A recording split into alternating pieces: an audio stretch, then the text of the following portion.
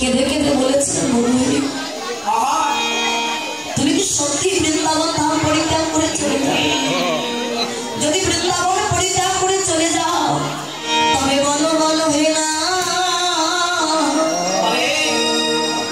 তুমি আমারে কি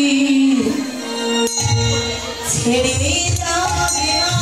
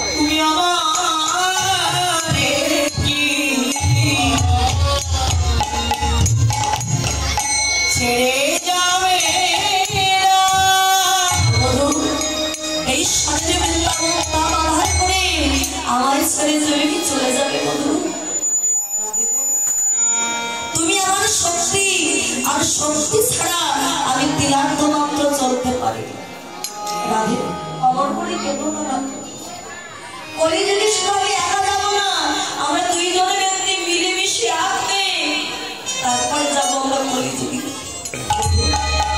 যদি মিলেমিশে এক হয়ে যায় কথা না বলো না তুমি থাকবে আমার লক্ষ্যের ভিতরে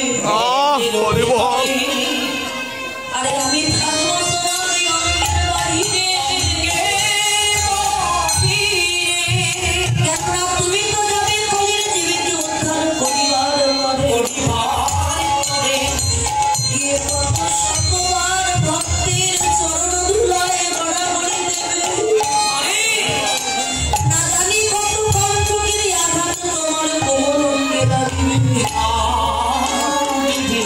এই ব্যথা তো আমি শুনতে পারবো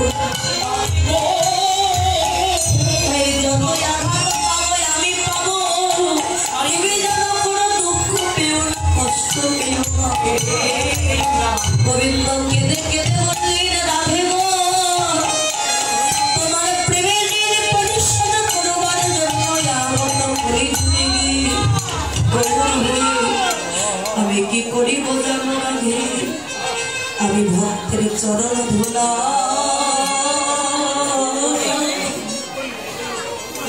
হরিবল হরিবল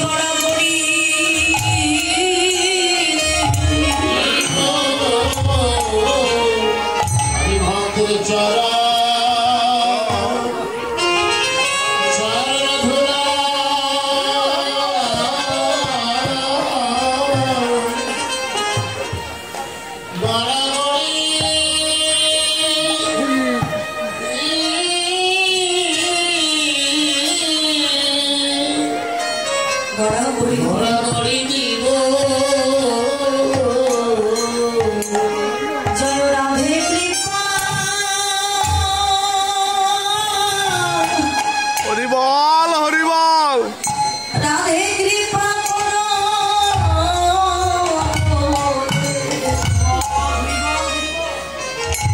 আমি ভক্তের চরণ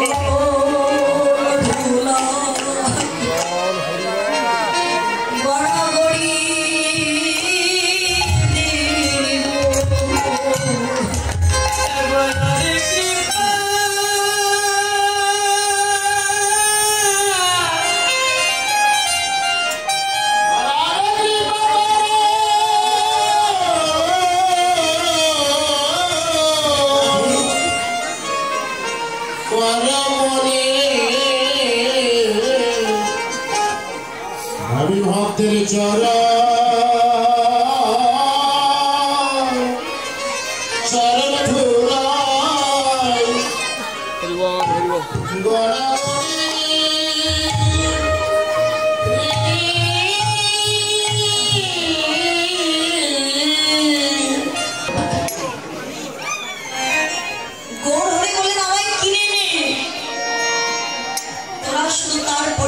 একবার বদলে হরি নাম বল। এই হরি নাম হচ্ছে ভগবানের সম্বল।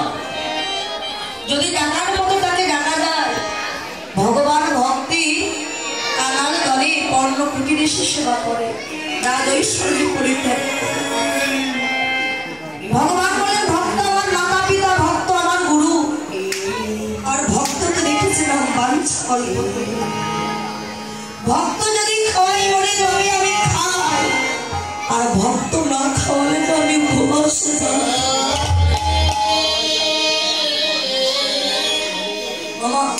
এই ভক্তের জন্য ভগবান কি না করতে পারে। আজ ভক্তের জন্য ভগবান কলিযুগে গৌর হয়ে এসেছে। ভক্তের জন্য ভগবান ভক্তের ঘরের দুয়ারে দাঁড়িয়ে হয়। ভক্তের কারণে ভগবান মাথায় করে বোঝা বয়ে নিয়ে যায়, নিয়ে গিয়েছে অর্জুন মিশ্রের ঘরে। ভক্তের কারণে ভগবান ক্ষীর চুরি করে, মাখন চুরি করে, আবার ভক্তের জন্য ভগবান আশা করে বসে। এই ভক্তের জন্য ভগবান প্রহ্লাদের জন্য এই পাথরের স্তম্ভ থেকে, ফটিকের স্তম্ভ থেকে স্বয়ং ভগবান বাহির হয়েছে। ভক্তের কারণে আমার ভগবান নিজে ভক্ত মাধবেন্দ্র পুরী মহারাজের জন্য ক্ষীর চুরি করেছে। এই যে প্রহ্লাদ, যার পিতা ছিল হিরণ্যকশিপুর বড় দৈত্য অসুর, আজকে অসুরের ঔরসে প্রহ্লাদের মধ্যে এত সুন্দর কৃষ্ণ ভক্ত সন্তানের জন্ম হলো। এই জন্য বলেন জমি যদি ভালো হয় ওই জমিতে ভালো ফসল হয়, কিন্তু জমি যদি খারাপ হয় ওই জমিতে কখন ভালো ফসল করতে পারে। প্রহ্লাদের পিতা হিরণ্যকশিপু তপস্যা থেকে ধ্যান থেকে ফিরে এসেছে। ফিরে এসে একটি মাত্র পুত্র সন্তান প্রহ্লাদ, প্রহ্লাদকে আদর করে কোলে নিয়ে বলছে, বাবা প্রহ্লাদ বলতো তুই আজকে কি দিয়ে সেবা করেছিস, কি সেবা করেছিস তুই? প্রহ্লাদ বললেন, বাবা আজ আমি হরি নামামৃত সুধা রস পান করেছি। যেই না হরির নাম করলেন প্রধান্বিত হলেন আমার হিরণ্যকশিপু। প্রহ্লাদ ওই হরি আমাদের শত্রু, দাদাকে মেরেছে, কেন হরি নাম করছিস? হরি নাম বন্ধ কর। আমি বারবার বলছি হরি নাম বন্ধ কর। প্রহ্লাদ বলেছিলেন, বাবা আমি হরি নাম ছাড়তে চাই, কিন্তু হরি নাম যে আমার ছাড়ে না। প্রহ্লাদ তুই যদি আমার ছেলে হয়ে হরি নাম করিস এতে আমারই সম্মান যাবে, হরি আমার শত্রু। যদি হরি নাম বন্ধ না করিস, এই কে কোথায় আছে শীঘ্র করে দিতে।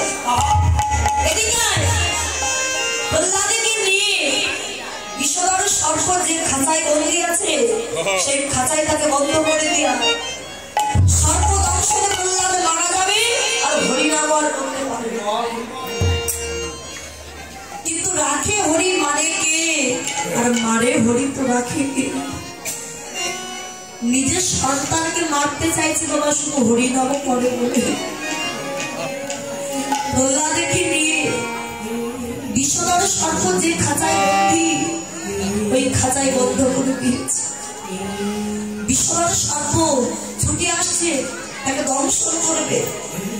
প্রহ্লাদ এই খাঁচার মধ্যে গিয়ে হেমদণ্ডে বাহুত্তোলন করে যেই না হরি বলে বলে উঠল, বিষধর সর্পগুলো এসে প্রহ্লাদের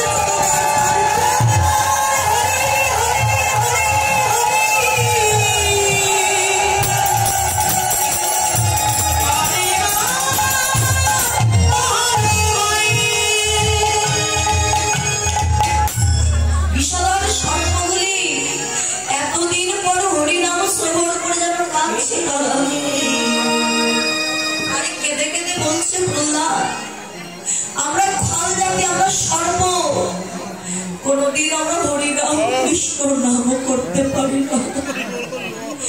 আর তোমার মতো বান্ধব, যে বান্ধবের কারণে আমরা হরিনাম শ্রবণ করে আমাদের হয়ে গেল। দংশন করার পরিবর্তে তারা প্রহ্লাদের চরণে এসে ঘোরাঘুরি দিচ্ছে। বলছে মহারাজ কি রে প্রহ্লাদ মারা গেছে না মহারাজ বরং প্রহ্লাদ যেই না হরিনাম করলো বিষধর সর্পগুলো এসে যারা প্রহ্লাদের চরণে গড়াগড়ি দিচ্ছে বুঝতে পেরেছি এমনি ভাবে ওর মৃত্যু হবে না ওকে বাহির করে নিয়ে আয় নিশে সাগরে ওকে নিক্ষেপ কর সাগরে ফেলে দেখি কেউ ওকে রক্ষা করে আর যেই না সাগরে ফেলে দিতে গেল বাবা নারায়ণ রক্ষা করো বলে আমার প্রহ্লাদের কেঁদে উঠল যেই না ফেলে দিতে গেছে সঙ্গে সঙ্গে আমার ভগবান প্রহ্লাদকে কোলে তুলে দিয়েছে এই যে কোনো ভাবে মৃত্যু হবে ওকে নিয়ে যে অন্ধকার কালকুটিরে বন্ধ করে দিয়ায় যতদিন সে বেঁচে থাকবে যদি হরিনাম করে তাকে জল পর্যন্ত পান করতে দিবে যে প্রহ্লাদের মৃত্যুর সংবাদ আগে আমাকে এনে দিতে পারবে আমি তাকে অনেক ধন সম্পত্তি দান করব অন্ধকার কালকুটির বন্ধ করে দিয়েছি অনাহারে 3-4 দিন কেটে গেল কিছুই সেবা করে আর এই কারাগারে যে দাঁড়ি তার মতো অত্যাচারী জগতে আর নাই তার নাম ছিল দৌবাড়ি দৌবাড়িকে পাহারা দিয়ে রেখেছে কিন্তু বাবা কুসন্তান যদিও হয় কুমাতা কদাপিও রব মায়ের মন তো মা কয়েকবার মনে কেঁদে উঠলো আমার সন্তানটা অনাহারে পড়ে আছে আমার সন্তান 3-4 দিন ধরে কিছু সেবা করিনি ও ভগবান কেমন করে আমার সন্তানকে আমি একটু সেবা করাবো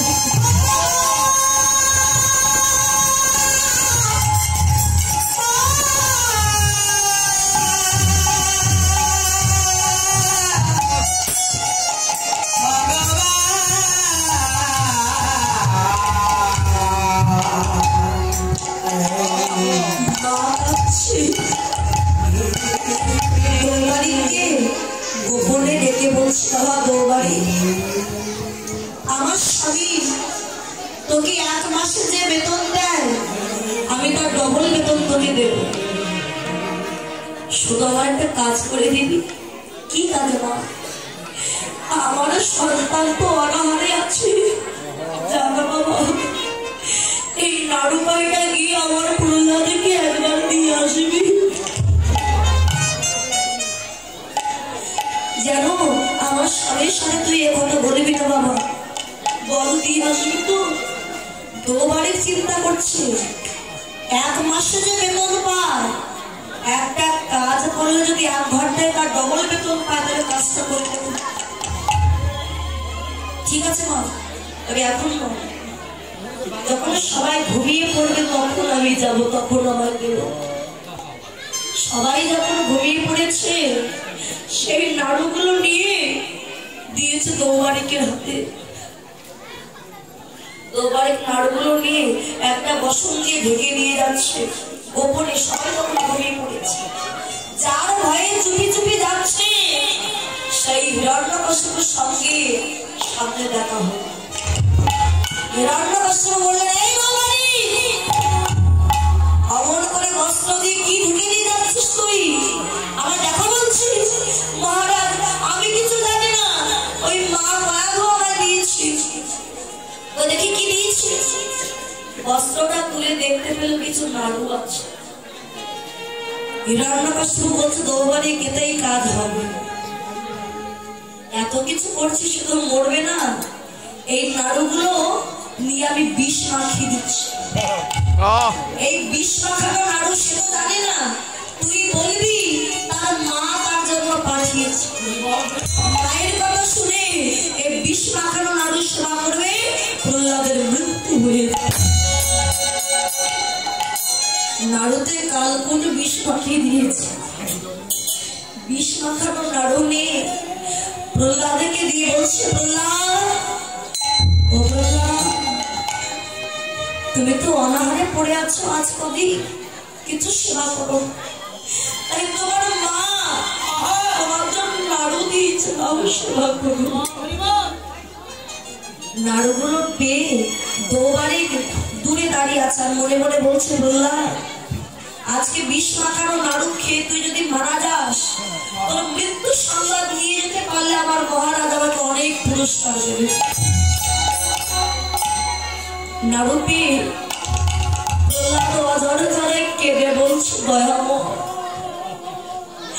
আমি তোমাকে কিছু না দিয়ে আমি কখনো সেবা করি।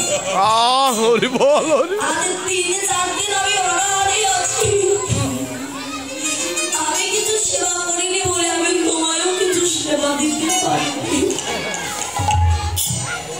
আজ আমার মা আমার জন্য নাড়ু দিয়েছে, এসো নাড়ু সেবা করে যাও প্রভু, আমার তো আর দেওয়ার মতো কিছু না।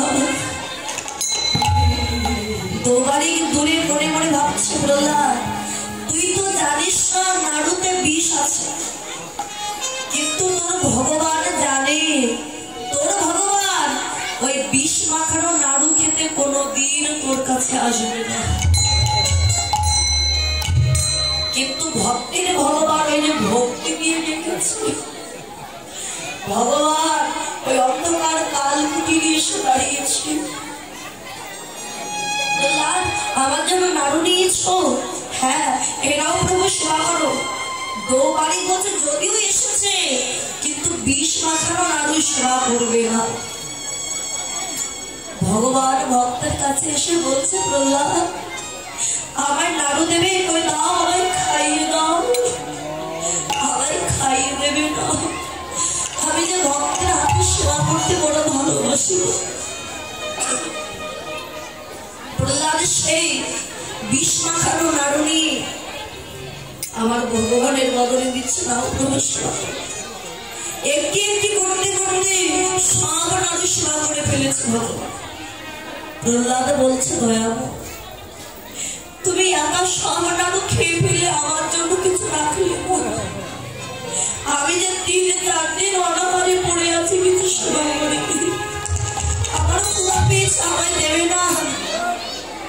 প্রহ্লাদ তুই তো জানিস না তুই আমাকে বিষ মাখানো নাড়ু সেবা দিয়েছিস, কিন্তু আমি তোর জন্য আজ অমৃত মাখানো নাড়ু এনেছি, আমার কোলে আয়। ভগবান প্রহ্লাদকে কোলে নিয়ে ওই অমৃত মাখানো নাড়ু সেবা দিচ্ছে, নয়নের জলে বুক ভাসাই পাচ্ছি। দুষ্ট দৌবারিকে আমার আর শান্ত থাকতে পারলো না, কেঁদে কেঁদে বলে ভক্তের জন্য তুমি বিষ মাখানো নাড়ু সেবা করলে।